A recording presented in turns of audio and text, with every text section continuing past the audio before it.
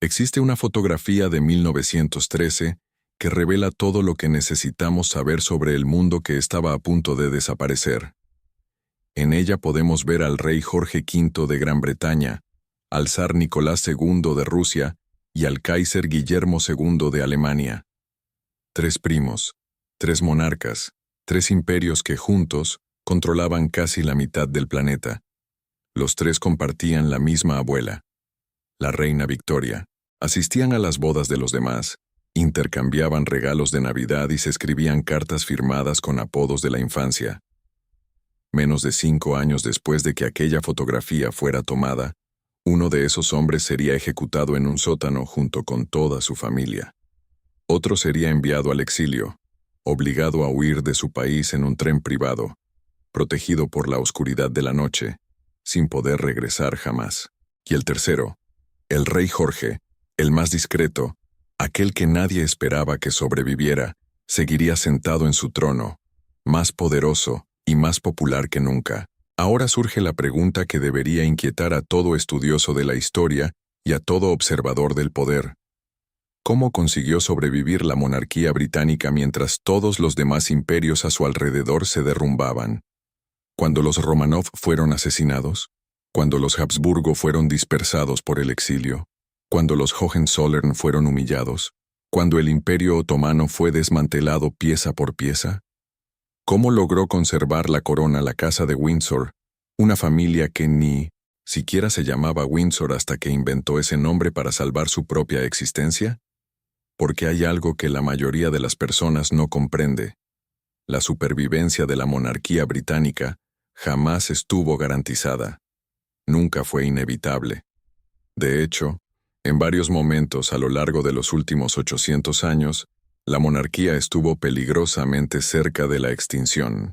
Fue derrocada una vez, estuvo a punto de ser destruida en varias ocasiones, y llegó a encontrarse a un paso de sufrir el mismo destino que sus primos rusos. Y aún así, en 2026, sigue existiendo.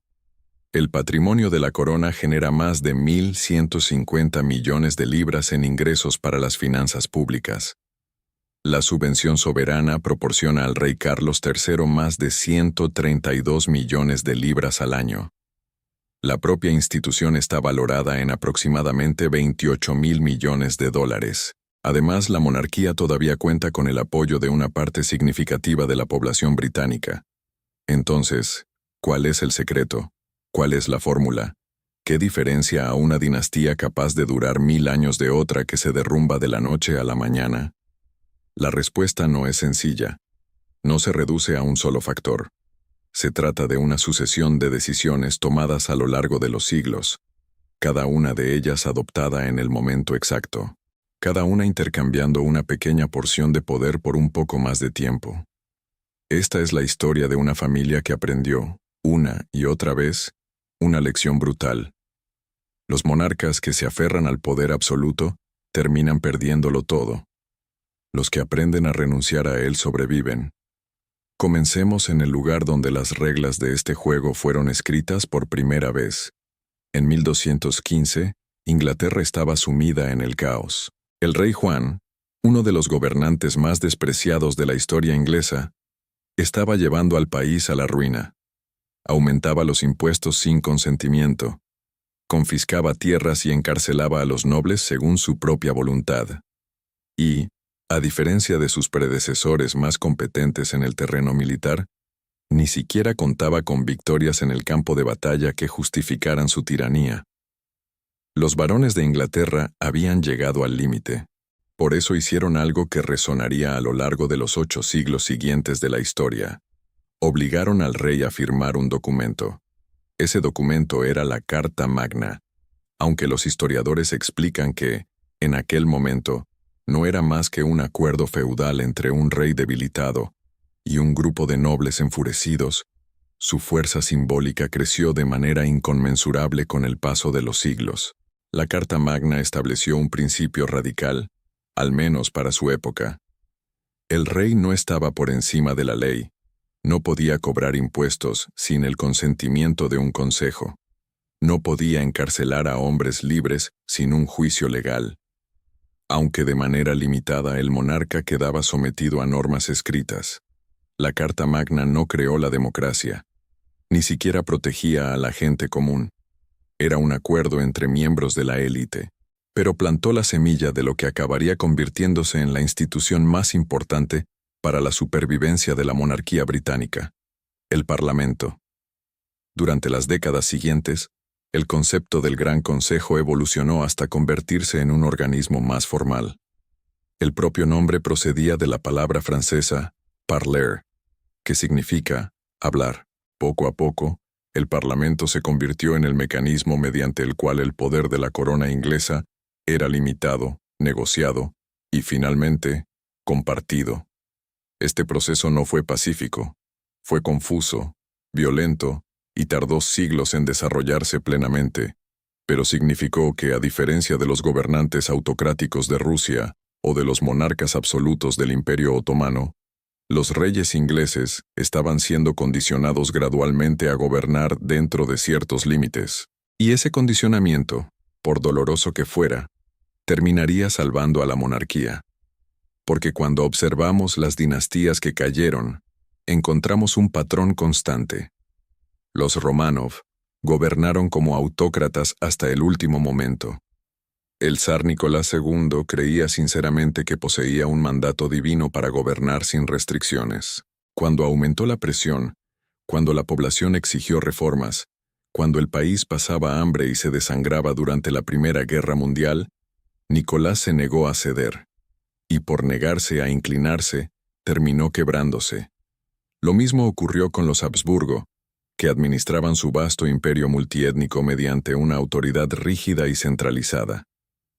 Lo mismo sucedió con los otomanos, cuyos sultanes se resistieron a reformas constitucionales significativas hasta que ya era demasiado tarde. En todos esos casos, la familia gobernante concentró el poder hasta que la presión se volvió insoportable. Entonces, todo el sistema estalló. Inglaterra estuvo a punto de seguir el mismo camino. Durante el siglo XVII, los reyes de la dinastía Estuardo llevaron los límites de la autoridad real mucho más allá de lo que el pueblo inglés y su parlamento estaban dispuestos a tolerar. El rey Carlos I, que comenzó a reinar en 1625, disolvió el parlamento en repetidas ocasiones, cobró impuestos ilegalmente e impuso políticas religiosas que alejaron a amplios sectores de la población. El resultado fue la Guerra Civil Inglesa, un conflicto brutal que duró de 1642 a 1651. Las fuerzas parlamentarias, dirigidas por Oliver Cromwell, derrotaron a los monárquicos, capturaron al rey, lo juzgaron por traición y, el 30 de enero de 1649, le cortaron la cabeza. Piense por un instante en lo que eso significó. Inglaterra ejecutó a su propio rey. La monarquía fue abolida. El país se convirtió en una república bajo la dictadura militar de Cromwell, que duró hasta 1660. Esa fue la Revolución Inglesa, y ocurrió aproximadamente 140 años antes de la Revolución Francesa.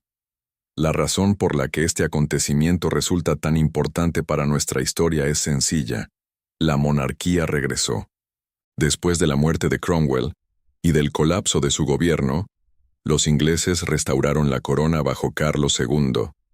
Pero la monarquía restaurada era fundamentalmente diferente. El rey regresó con el entendimiento implícito de que gobernaba con la aceptación del Parlamento, y no únicamente en virtud de un derecho divino.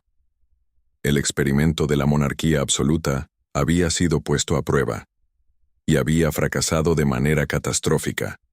La corona había aprendido la lección, o al menos, la mayor parte de la corona la había aprendido, porque apenas unas décadas después, el rey Jacobo II intentó reafirmar la autoridad real e imponer el catolicismo a una nación mayoritariamente protestante. Nombró a católicos para ocupar cargos importantes, disolvió el Parlamento cuando éste se opuso a sus decisiones, y cuando su esposa dio a luz a un heredero varón, que probablemente sería educado como católico, el establishment protestante decidió que ya había tolerado suficiente. En 1688, sus opositores invitaron a María, hija del propio Jacobo, y a su esposo, Guillermo de Orange, a abandonar la República Holandesa y asumir el trono inglés. Este acontecimiento pasó a conocerse como la Revolución Gloriosa, llamada así porque se produjo con un derramamiento de sangre relativamente reducido. Guillermo y María aceptaron la corona, pero lo hicieron bajo condiciones muy específicas, establecidas en la Declaración de Derechos de 1689. El documento arrebataba a la monarquía el poder de suspender leyes, cobrar impuestos o mantener un ejército permanente sin el consentimiento del Parlamento. También garantizaba elecciones libres y libertad de expresión dentro del Parlamento. En la práctica, era el contrato que transformaba a Inglaterra en una monarquía constitucional. Y ese fue el gran punto de inflexión. Fue en ese momento cuando la monarquía británica se apartó del camino seguido por las demás grandes dinastías europeas, mientras los Borbones en Francia continuaron gobernando como monarcas absolutos durante otro siglo, hasta ser consumidos por la Revolución, y mientras los Románov, en Rusia, mantuvieron su dominio autocrático durante otros 2 siglos, hasta ser asesinados en un sótano, la corona británica renunció a su poder político. No lo hizo de una sola vez, ni siempre lo hizo voluntariamente, pero la transferencia se produjo de manera constante, irreversible y justo a tiempo. En el siglo XVIII, el rey de Inglaterra seguía siendo el jefe de Estado. Sin embargo, eran el primer ministro y el parlamento quienes gobernaban el país. El monarca reinaba, pero no gobernaba. Este sistema constitucional proporcionó a la corona británica algo que ninguna otra monarquía europea poseía: un escudo. Cuando aumentaba la ira de la población, cuando estallaban crisis económicas o cuando las guerras terminaban mal, la furia pública se dirigía contra los políticos, no contra el monarca. El primer ministro podía ser sustituido. El gobierno podía ser expulsado del poder mediante el voto. Pero la corona, situada por encima de las disputas y protegida del barro de la política cotidiana, permanecía. Compare esto con lo que ocurrió en Rusia. Cuando la Primera Guerra Mundial devastó la economía rusa y millones de soldados murieron en el frente oriental, no existía un parlamento verdaderamente poderoso al que responsabilizar. No había un primer ministro capaz de absorber la culpa y ser sustituido. Solo estaba el zar. Nicolás II soportaba personalmente el peso de cada fracaso.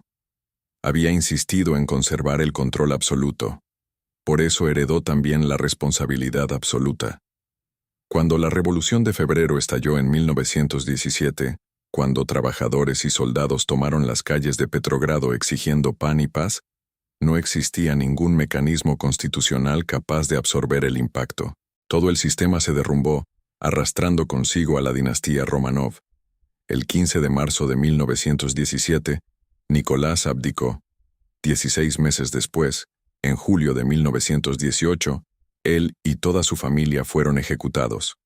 Jorge V, observando todo aquello desde Londres, comprendía el peligro mejor que nadie. Su primo acababa de ser asesinado. Las revoluciones se extendían por toda Europa. Los Hohenzollern habían caído.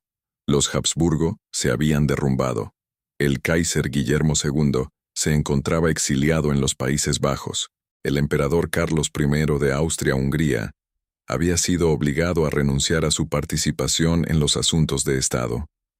Y el clima político en Gran Bretaña tampoco era completamente estable. Los soldados regresaban de las trincheras radicalizados y furiosos. Los movimientos socialistas ganaban fuerza. Las huelgas obreras aumentaban. El antiguo orden mundial estaba muriendo. Entonces, Jorge V hizo algo que ninguno de sus equivalentes condenados había sido capaz de hacer. Se adaptó. El primer y más visible acto de esa adaptación fue, literalmente, un cambio de nombre. Hasta 1917, el nombre dinástico oficial de la familia real británica era Sajonia-Coburgo-Gotha. Era un nombre alemán, profundamente e inconfundiblemente alemán. La reina Victoria se había casado con el príncipe Alberto de Sajonia-Coburgo-Gotha, y la familia llevaba ese nombre desde entonces. Durante una guerra en la que decenas de miles de soldados británicos morían a causa de las armas alemanas, El nombre estaba convirtiéndose en algo más que una vergüenza. Se transformaba en un riesgo político. El golpe definitivo llegó en mayo de 1917, cuando aviones bombarderos alemanes llamados Gotha lanzaron bombas sobre Londres y mataron a civiles. La ironía era imposible de ignorar. La familia real compartía el mismo nombre que los aviones que aterrorizaban las ciudades británicas. El 17 de julio de 1917, Jorge V emitió una proclamación real. La casa de Sajonia-Coburgo-Gotha había muerto. Nacía la casa de Windsor. El nombre fue elegido cuidadosamente. El castillo de Windsor, una de las residencias reales más antiguas y emblemáticas de Inglaterra, evocaba permanencia, tradición y una identidad inequívocamente inglesa. Fue una jugada maestra en términos de imagen pública, en una época en la que gestionar la propia imagen significaba sobrevivir. Y funcionó. La población británica recibió favorablemente el cambio, y la popularidad de la monarquía se estabilizó mientras otros tronos europeos se derrumbaban. Pero el cambio de nombre solo representaba la superficie. Detrás de él, Jorge V estaba llevando a cabo una transformación mucho más profunda. Durante la guerra, comenzó a aparecer en público de formas que los monarcas anteriores jamás habrían considerado. Visitó hospitales, recorrió fábricas e inspeccionó tropas en el frente. En 1915, llegó a caerse de un caballo en Francia y se fracturó la pelvis, sufriendo dolores provocados por aquella lesión durante el resto de su vida. No se trataba de grandes gestos políticos. Eran gestos humanos. Acercaban la corona a la población de una manera personal, íntima y recíproca. El rey no permanecía sentado en un palacio dorado mientras sus súbditos morían. Estaba junto a ellos. O, al menos, esa era la imagen que consiguió construir. Y eso tuvo una importancia inmensa. Jorge también tomó una decisión mucho más controvertida, capaz de revelar el frío cálculo que existía detrás de la supervivencia de la realeza. Cuando el gobierno británico propuso inicialmente ofrecer asilo al zar, depuesto Nicolás II y a su familia, fue Jorge quien vetó discretamente la idea. Temía que llevar a su primo revolucionario a Gran Bretaña, asociara a la corona británica con la odiada autocracia rusa y alimentara el sentimiento republicano dentro del país. Así, Jorge abandonó a su propio primo a su suerte. Fue una decisión despiadada. Y, para la supervivencia de la monarquía británica, probablemente fue la decisión correcta. Los años de entreguerras trajeron nuevos peligros. La década de 1920 fue testigo de una oleada de populismo en toda Europa. La década de 1930 trajo la Gran Depresión, el desempleo masivo y el ascenso del fascismo. Las críticas contra la monarquía se volvían cada vez más intensas en Gran Bretaña, y la imagen de la familia real nunca había sido tan importante. Entonces llegó la crisis de la abdicación. En 1936, el rey Eduardo VIII, hijo mayor de Jorge V, anunció que pretendía casarse con Wallis Simpson, una mujer de la alta sociedad estadounidense que ya se había divorciado 2 veces. El matrimonio era considerado inaceptable, tanto desde el punto de vista constitucional como social. La Iglesia de Inglaterra, de la que el monarca era gobernador supremo, no aceptaba que las personas divorciadas volvieran a casarse mientras sus antiguos cónyuges siguieran vivos. El establishment británico, los primeros ministros de la Commonwealth y el arzobispo de Canterbury se opusieron a la unión. Eduardo recibió una elección: renunciar a Wallis o renunciar al trono. Eligió a Wallis. La abdicación podría haber sido catastrófica. Podría haber desencadenado una crisis constitucional, sacudido la confianza pública en la institución y proporcionado a los republicanos la oportunidad que necesitaban. En cambio, se convirtió en una demostración de la capacidad de resistencia de la monarquía. Alberto, hermano menor de Eduardo, asumió el trono con el nombre de Jorge VI. Era tímido, padecía una tartamudez severa y jamás había esperado convertirse en rey. Pero era responsable, constante y estaba profundamente comprometido con la institución. Su esposa, Isabel Bowes Lyon, Era una mujer carismática y muy querida, que más tarde se convertiría en la emblemática Reina Madre. El momento más importante del reinado de Jorge VI tuvo lugar durante la Segunda Guerra Mundial. Mientras el Blitz sembraba la destrucción sobre Londres, el rey y la reina se negaron a abandonar la ciudad. Cuando el propio Palacio de Buckingham fue bombardeado en 1940, la reina declaró que ahora podía mirar a los habitantes del East End a la cara. La familia real compartió el sufrimiento de la nación.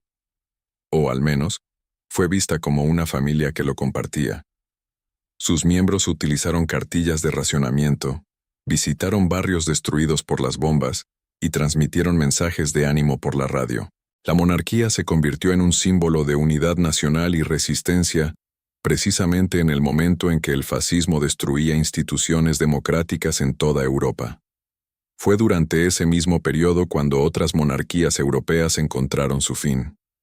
El rey Víctor Manuel III de Italia comprometió fatalmente su imagen al apoyar a Mussolini.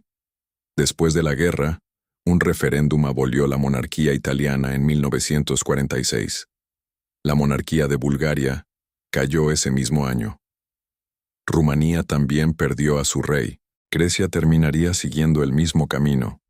La Segunda Guerra Mundial fue un segundo gran acontecimiento de extinción para las casas reales europeas. Una vez más, la monarquía británica sobrevivió, mientras otras desaparecían. La clave de esa supervivencia no estaba en el poder militar ni en la autoridad política. Estaba en algo mucho más sutil, en la capacidad de estar presente sin ser responsable, de ser visible sin tener que rendir cuentas, de representar a la nación sin gobernarla. La corona británica se había convertido, en esencia, en un símbolo. Y los símbolos, a diferencia de los políticos, no pueden ser expulsados mediante una elección. Cuando Isabel II ascendió al trono en 1952, a los 25 años, heredó una monarquía popular pero frágil. El Imperio Británico se estaba desintegrando. La India había obtenido la independencia 5 años antes. Las colonias africanas y caribeñas exigían el derecho a gobernarse a sí mismas. El sol que supuestamente nunca se ponía sobre el Imperio Británico estaba finalmente desapareciendo en el horizonte. Para cualquier otra institución tan estrechamente identificada con el poder imperial, aquello habría representado una sentencia de muerte. Pero Isabel hizo algo extraordinario. Transformó el imperio en la Commonwealth, una asociación voluntaria de naciones independientes que mantenía al monarca británico como jefe simbólico. Fue un extraordinario ejercicio de alquimia política. Una estructura colonial en colapso se convirtió en una red de influencia y poder blando que garantizó a la monarquía una relevancia global continua. Isabel también comprendía algo que sus predecesores solo habían percibido parcialmente. Entendía el poder de los medios de comunicación. Su coronación en 1953 fue la primera transmitida en directo por televisión.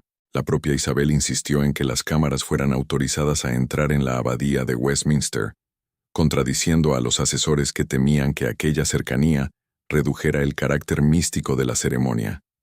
Se calcula que alrededor de 20 millones de personas vieron la transmisión. Muchas familias compraron televisores específicamente para presenciar el acontecimiento. La coronación no solo colocó a una reina en el trono, transformó a la monarquía en una institución mediática, e Isabel, de manera consciente o no, se convirtió en la primera monarca celebridad de la era moderna. Durante las décadas siguientes, asumió ese papel con una disciplina extraordinaria. En 1969, autorizó el documental de la BBC titulado Royal Family, que la mostraba desayunando, preparando barbacoas en Balmoral y comprando en establecimientos locales. Fue una visión sin precedentes de los bastidores de la realeza. El documental humanizó a la monarquía de una forma que aumentó enormemente su popularidad. Más tarde, Isabel adoptó Internet, las redes sociales y la comunicación digital, estableciendo una presencia en línea antes incluso que muchos de sus hijos y nietos. Nunca concedió entrevistas tradicionales. Rara vez expresaba opiniones personales. Comprendía que no necesitaba decir casi nada. Solo necesitaba estar presente. Pensaba a largo plazo, y lo hizo mejor que nadie. Su reinado de 70 años, el más largo de cualquier monarca británico, y el segundo más largo de cualquier monarca en la historia documentada, atravesó una cantidad casi inimaginable de transformaciones. Isabel fue testigo del fin del imperio, de la Guerra Fría, de la Revolución Digital, del ascenso y la caída de 15 primeros ministros británicos, del conflicto en Irlanda del Norte, de la Guerra de las Malvinas, del colapso de la Unión Soviética, del Brexit y de una pandemia mundial. Durante todo ese tiempo, mantuvo una postura de absoluta neutralidad política. Se reunía semanalmente con sus primeros ministros. Leía los documentos de Estado con extraordinaria dedicación y, según todos los testimonios disponibles, ofrecía consejos inteligentes y muy bien fundamentados. Pero nunca, en ningún momento, tomó partido públicamente en un debate político.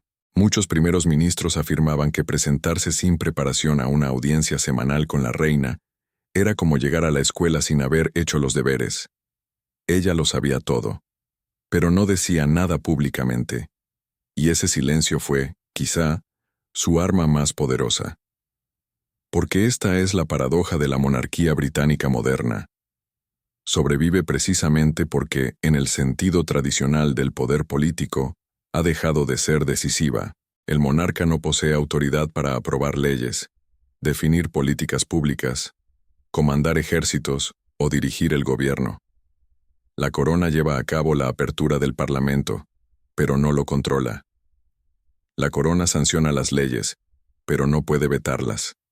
El monarca es técnicamente el jefe de las Fuerzas Armadas, pero no las dirige en la práctica. Cada fragmento de poder real fue transferido, lenta, deliberada y sistemáticamente, a representantes elegidos a lo largo de 8 siglos, y cada vez que entregaba una parte de su poder, la monarquía compraba otro siglo de supervivencia. Podemos entenderlo como una estrategia evolutiva. Los organismos que sobreviven no son necesariamente los más fuertes ni los más agresivos. Son aquellos que se adaptan con mayor eficacia a los cambios del entorno. La monarquía británica lleva adaptándose continuamente desde 1215. Abandonó una forma y adoptó otra. Se reinventó como institución constitucional, figura ceremonial, marca mediática y, en la actualidad, como una especie de infraestructura emocional de la nación.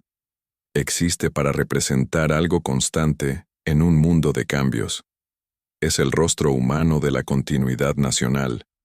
La estructura financiera de esta supervivencia también representa una extraordinaria demostración de adaptación. El patrimonio de la corona, una inmensa cartera de propiedades y terrenos repartidos por todo el Reino Unido, pertenece técnicamente al monarca, pero es administrado por una entidad independiente.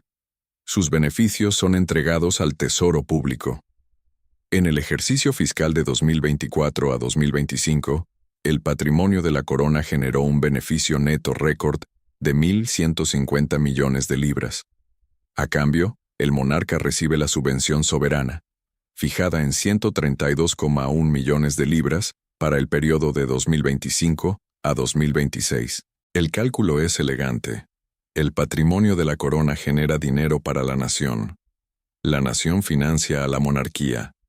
Y todo el sistema crea la impresión, correcta o no, de que la realeza representa un beneficio neto para la economía británica. Cuando se añade la estimación de una contribución anual de 1.880 millones de libras a la economía en general, a través del turismo, el comercio y el valor de la marca, la justificación financiera de la institución se vuelve realmente convincente. Esto no ocurrió por casualidad. Fue diseñado. La familia real se posicionó sistemáticamente como un activo económico, no como un gasto. En un mundo en el que todas las instituciones deben justificar su existencia en términos financieros, ese posicionamiento se convirtió en un mecanismo de supervivencia tan eficaz como cualquier reforma constitucional. Pero debemos ser honestos sobre la fragilidad de este acuerdo. Los datos revelan una historia más compleja de lo que sugieren las celebraciones. En 2026, El apoyo público a la monarquía habría alcanzado su punto más bajo en más de 3 décadas. Una encuesta realizada por Ipsos en marzo de 2026 indicó que el 55% de los británicos apoyaba la continuidad de la monarquía, frente al 80% registrado durante el jubileo de diamante de Isabel II, en 2012. Entre los jóvenes de 18 a 34 años, solo el 33% apoyaba la monarquía, mientras que el 45% afirmaba preferir una república. Eso representaba una impresionante caída de 41 puntos en el apoyo de los jóvenes desde 2013.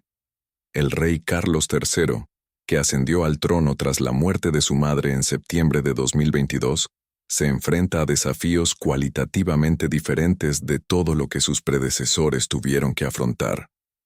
No posee el mismo aura personal que Isabel. No cuenta con las décadas de buena voluntad pública acumuladas por ella. Además, debe conducir la monarquía en un entorno informativo en el que los escándalos reales son amplificados, analizados y utilizados como armas a una velocidad que habría sido inimaginable incluso hace 20 años. Las controversias relacionadas con el príncipe Andrés, la salida del príncipe Harry y Meghan Markle, y el constante escrutinio de las finanzas reales han contribuido a una erosión gradual de la confianza pública. En respuesta, Carlos ha adoptado medidas que sugieren que comprende las antiguas reglas de supervivencia. Ha anunciado planes para revelar públicamente los impuestos pagados sobre sus ingresos personales, lo que lo convertiría en el primer monarca reinante de la historia en hacerlo. Ha hablado de reducir el tamaño de la monarquía activa, disminuyendo el número de miembros de alto rango de la familia real encargados de desempeñar funciones oficiales. También ha continuado posicionando a la corona como defensora de causas medioambientales y benéficas, prolongando la tradición de poder blando que Isabel perfeccionó. Pero la pregunta más profunda permanece: ¿podrá la monarquía seguir adaptándose con la rapidez necesaria? La fórmula que ha sostenido a la Casa de Windsor durante tanto tiempo siempre ha sido esencialmente la misma. Entrega el poder antes de que te lo arrebaten por la fuerza. Cambia tu identidad antes de que la antigua se convierta en una carga. Demuestra que sirves a la población, incluso cuando esa población no posee ningún poder formal para decidir sobre tu existencia. Y, por encima de todo, hazte lo suficientemente útil, visible y emocionalmente significativa como para que abolir la monarquía parezca más complicado que mantenerla. Todas las dinastías que cayeron fracasaron en una o varias de estas tareas. Los Romanov se negaron a entregar el poder. Los Habsburgo no consiguieron reinventar su propia identidad. Los Hohenzollern olvidaron servir a la población. Los otomanos no lograron adaptarse a un mundo que ya no los necesitaba. Cada una de estas familias gobernó desde una posición de autoridad absoluta, y cada una fue destruida precisamente por ello. La monarquía británica sobrevivió porque hizo algo que los gobernantes absolutos casi nunca están dispuestos a hacer. Se hizo más pequeña, renunció a la capacidad de declarar guerras, cobrar impuestos, aprobar leyes, encarcelar enemigos, controlar la iglesia y determinar las políticas del gobierno.